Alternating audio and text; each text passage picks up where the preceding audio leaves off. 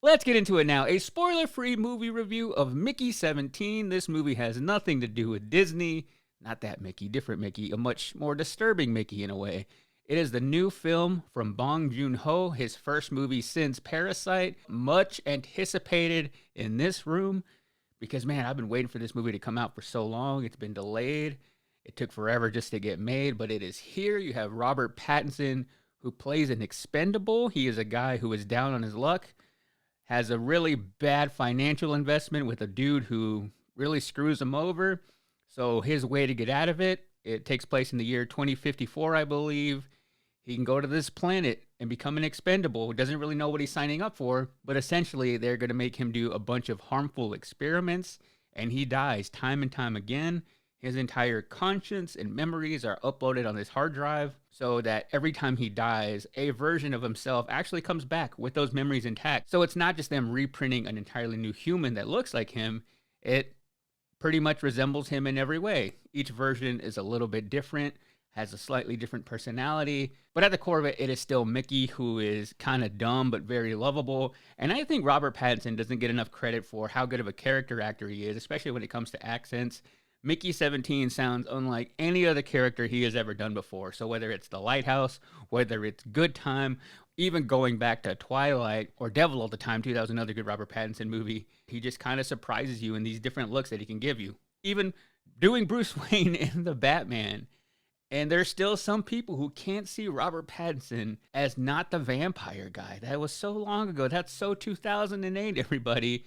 So this was a movie, going into it, I thought I was going to instantly love no matter what. I'll say I had a bit of a bias that, given the director who has done some great movies, some of my favorite movies of all time, I would put Parasite in my top 15, especially of the last, oh man, thinking back, 2019 isn't 5 years ago now, that's the last 6 years. In the past 10 years, probably top 10 for me of my life, probably 15 or top 20. That movie changed me. And Bong Joon-ho is known for his sci-fi movies. He's known for his more realistic movies. He is really great at building worlds. And although this movie is based on a book, it still feels very original to me. So going into it, he is a type of director now that I'm going to have that bias of like, man, I'm kind of a fanboy. I'm kind of going to like anything that he does or appreciate it. But even with that bias going into it, I had to warm up to this story because it felt a lot different than what I was expecting. It felt different than anything I'd really seen in the sci-fi genre, where I would say it took me a good 40 minutes to really settle into it. But once I was, which sounds like a lot of time, normally I say if you don't love a movie by those first 20 minutes, that you're going to have a bad time. It wasn't that I didn't enjoy it in those first 20 minutes. It was just a lot of world building, and they kind of hop around in time because what you see in the trailer actually happens later in the story. So it kind of goes back and forth of him already on the planet to how he got to that planet, and then it kind of leads all back around. So those first 40 minutes, I was just trying to get used to Robert Pattinson's dialect, the character interactions, and just trying to get my grasp on the story. But once I was in about that 40-minute mark, I was totally in. And the movie's about 2 hours and 10 minutes. But by the end of it, I was really satisfied. I thought the sci-fi elements were fantastic. Bong Joon-ho, I feel in this movie, took inspiration from all of his films. One that I really loved that he drew inspiration from was Okja, which he creates these very mythical creatures. And there are these animals, these alien-type animals in Mickey 17 called creepers. I thought that was amazing and unique. And in a world where we kind of just keep regurgitating everything sci-fi, this felt fresh to me. Like I said, it is based on a book, but it feels very much original. And if you're going to want to go see something unlike you haven't seen before and you don't want to take a risk on a movie like Mickey 17, then you can't say they're just making remakes, that they're just throwing out another Star Wars movie in the sci-fi genre. You got to check out what is out there. And Bong Joon-ho, whether it's this movie where he's drawing inspiration from Okja, I also saw a lot of inspiration from Snowpiercer in this. Maybe it's because it was an ice planet and also being on a vessel. In this case, it takes place pretty much entirely on a ship, which sometimes when movies have limited locations, it gets a little bit boring. But there was a lot of places to explore in the ship. They go outside a bunch, interacting with the creepers off and on the ship, I thought were great. And then there were even some Easter eggs from Parasite in this movie.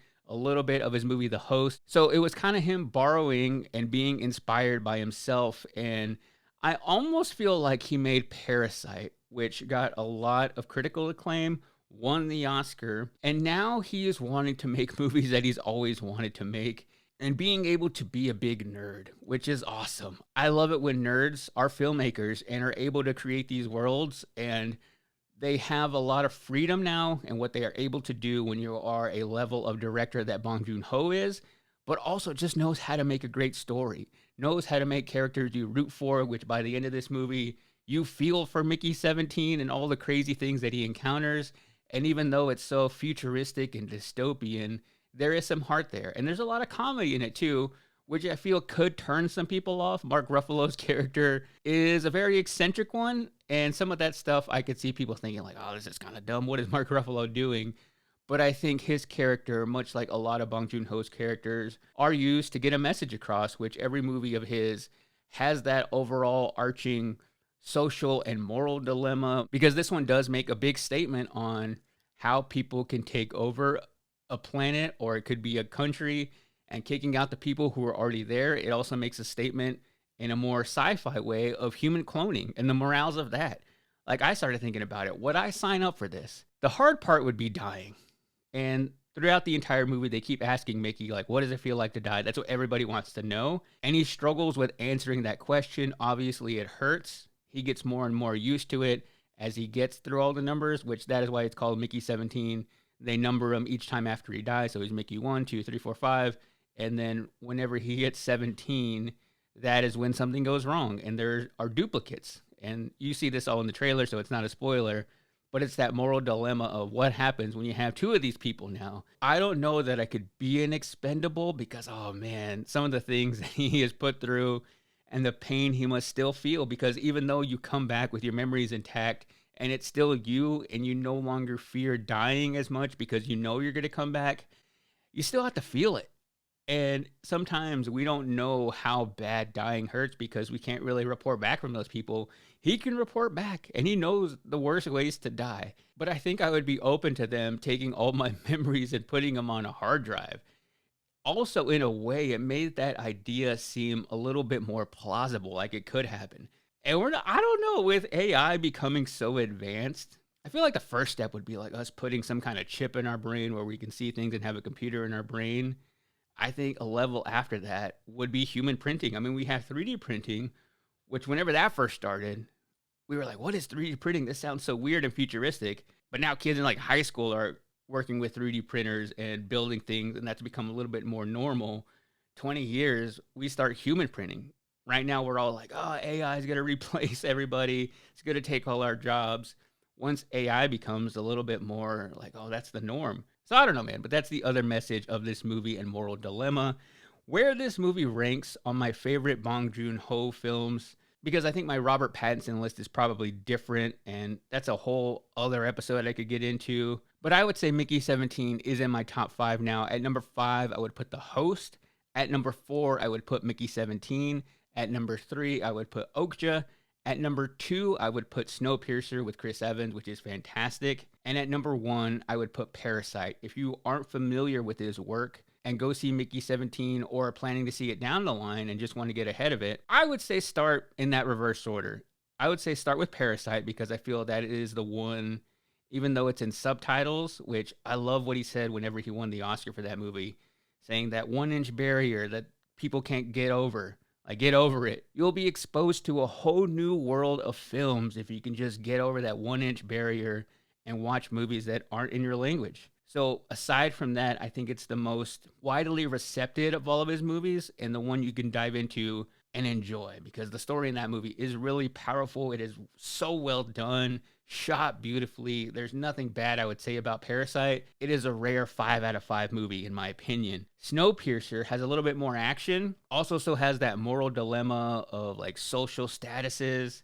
Oh, those both are really good. I still say start with Parasite, then go to Snowpiercer, and then Okja is a little bit more sci-fi, a little bit more fun and comical. And then Mickey 17 is kind of right in between there too. It has a great deal of sci-fi, has some comedy in it as well, and then has I wouldn't say a horror aspect to it, but there are some bloody and violent scenes here and there.